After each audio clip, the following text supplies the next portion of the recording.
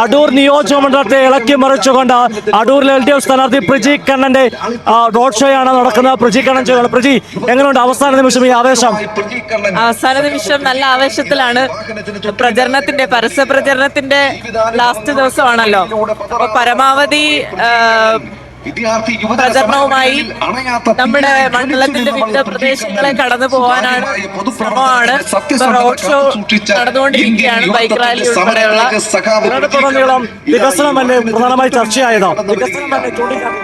അതെ, തീർച്ചയായിട്ടും വികസനം തന്നെയാണ് ഈ തെരഞ്ഞെടുപ്പിലുടനീളം ചർച്ച ചെയ്തിട്ടുള്ളത്.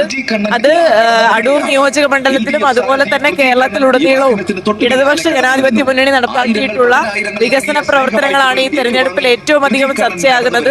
അത് ജനങ്ങളിലേക്ക് പരമാവധി എത്തിക്കുക, ജനങ്ങൾ അതിന് അംഗീകാരം കൊടുക്കും എന്ന് തന്നെയാണ് കരുതുന്നത്. ജനങ്ങൾ ചേർത്ത് പിടിക്കുന്നതല്ലേ, ആത്മവിശ്വാസം പകരുന്നല്ലേ ജനങ്ങൾ?